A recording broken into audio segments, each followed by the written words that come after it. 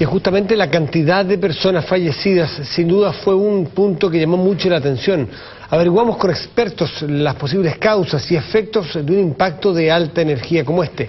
Además, comprobamos en terreno que prácticamente nadie usa el cinturón de seguridad en los buses, que viene a sumarse al efecto mismo de un choque. Las personas que a lo mejor no estaban en el espacio exacto donde se produce el impacto, ni se desarma la máquina, sino que mueren probablemente en este o en otros accidentes porque vuelan e impactan. Vamos a ver la siguiente nota.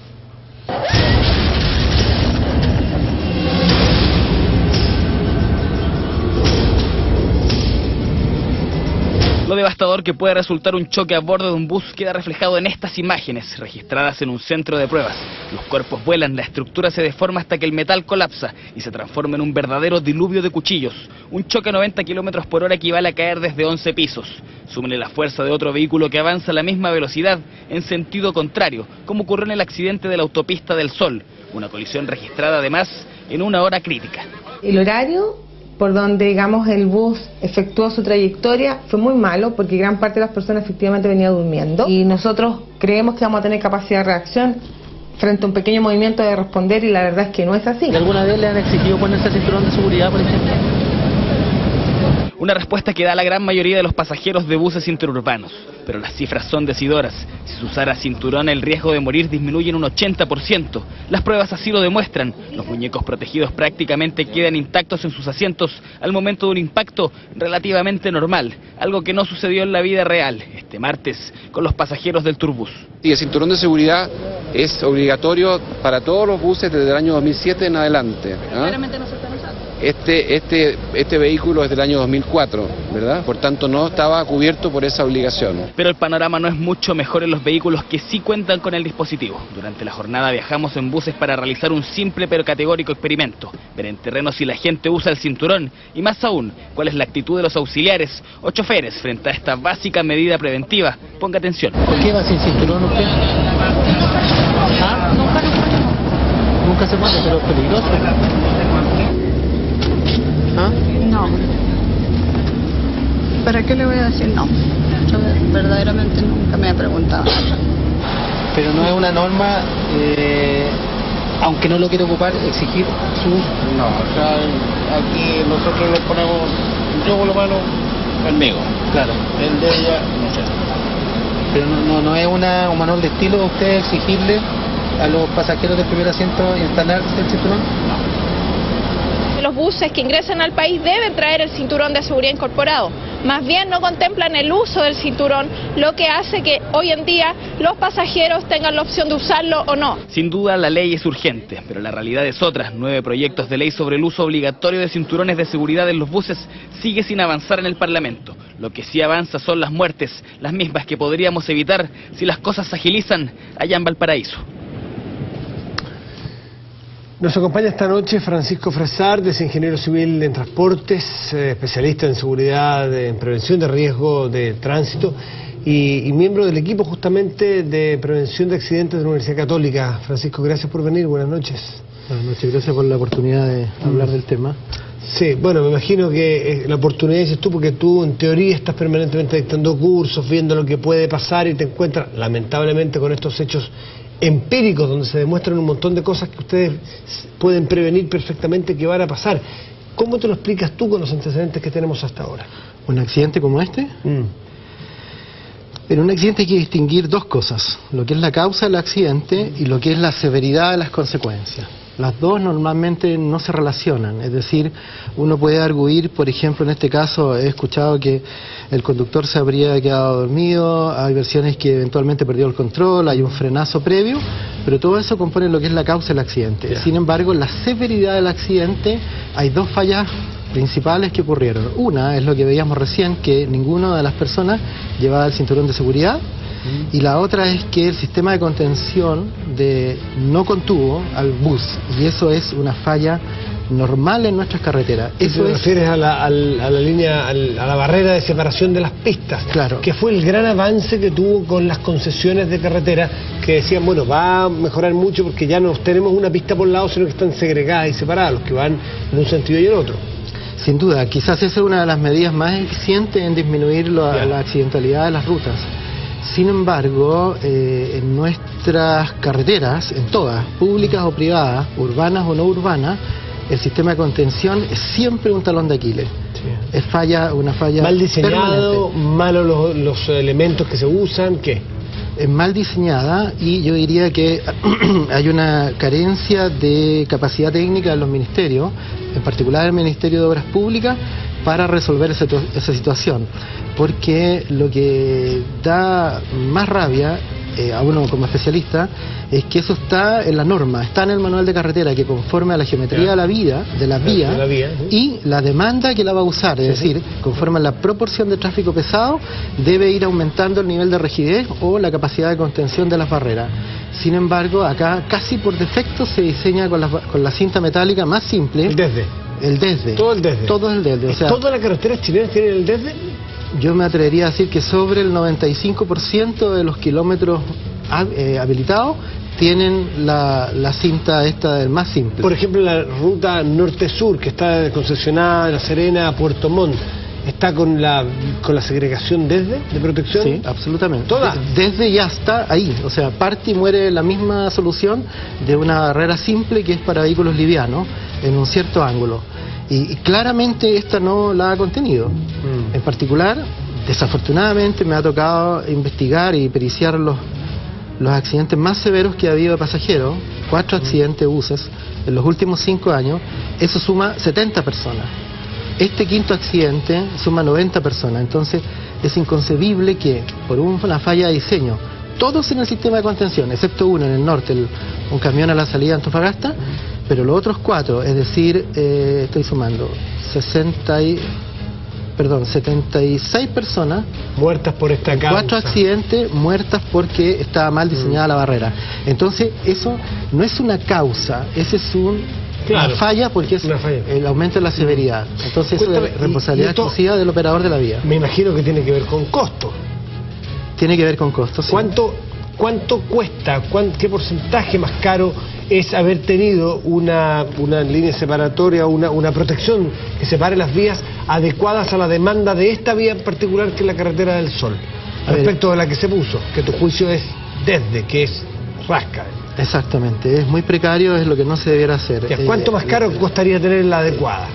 No conozco la cifra exacta, pero la diferencia no es relevante. No es relevante ni aún si se definiera toda esa autopista con esta barrera y con la otra, sino que además el costo global del sistema de protección en relación con el costo global de las obras es despreciable. Ya. O sea, ese es algo que... Tú nombraste el tema de las barreras de contención y lo de los cinturones de seguridad, que es norma. En este accidente, sí. En este accidente, pero suele suceder en los buses, ¿no? Sí, claro, de hecho, esa es una norma. Nosotros, en agosto de 2006, presentamos al ministro Espejo, a la sazón, un programa de 10 medidas urgentes para disminuir la mortalidad. Esas 10 medidas, 2 correspondían al usuario, que era el uso de la luz día y la implementación del cinturón de seguridad de barriga en los buses. Sí. Solo esas 2 el gobierno las hizo ley. Las otras 8, que dependían exclusivamente de la inversión o de la preocupación del gobierno, por supuesto no hizo nada. Entonces eso es complicado, porque en el fondo no eran las más importantes. Con eso nosotros lográbamos mostrar que en un periodo de 5 años podíamos bajar las muertes en un 40%. A mí me llamó la atención que hay una imagen de este bus que chocó en la ruta 78 desde atrás, y el bus no se ve particularmente hecho pedazos, ni desfigurado, ni retorcido, que uno diga, bueno, uno puede explicarse los 20 muertos y los 20 heridos. Está relativamente, de una cierta parte hacia atrás, yo te diría el 60% del bus, más o menos en su forma original. Con lo cual yo intuyo, y quiero que tú me digas si estoy en lo cierto o no, que hubo mucha gente que murió, primero por el impacto directo, se retorcieron los fierros, pero otros porque no estaban con el cinturón y volaron al lugar del impacto. Yo pienso que la mayoría de las personas murió en su proyección producto del impacto, el cambio de velocidad repentino. Sí, claro. Me atrevería a decir que 2/3 de esas personas estarían vivas si hubieran ido amarradas. Entonces eso es lo importante.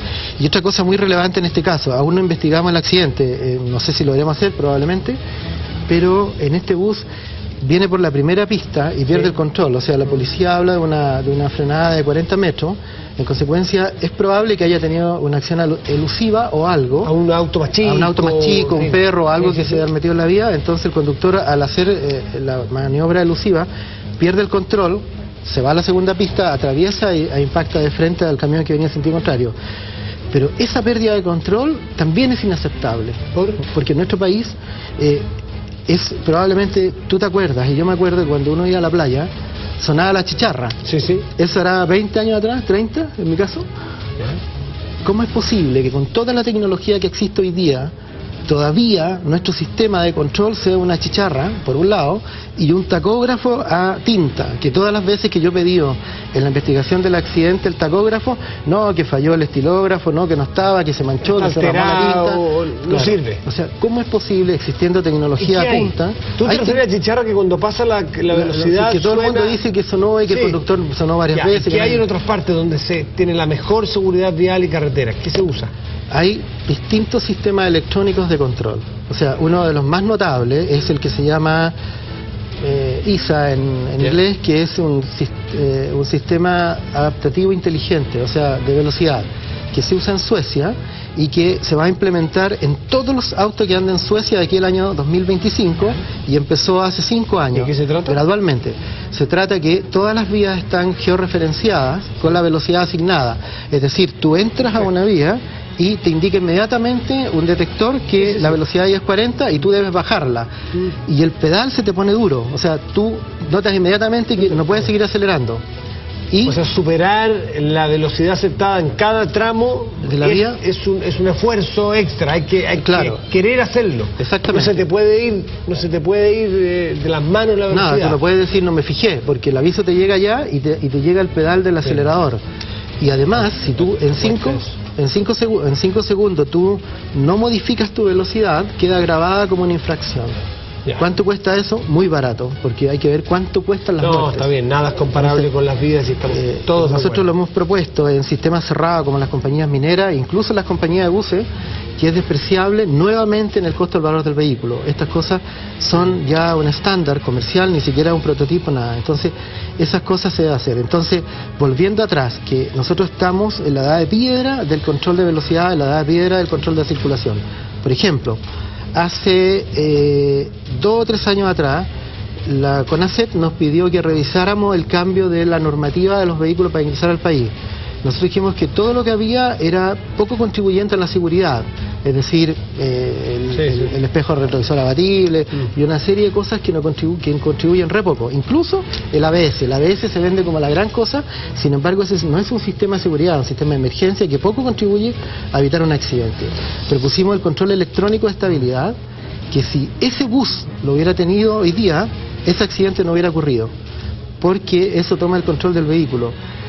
Recién, este año, el 2010, cualquier bus que opere en la Comunidad Europea debe tener control electrónico de estabilidad.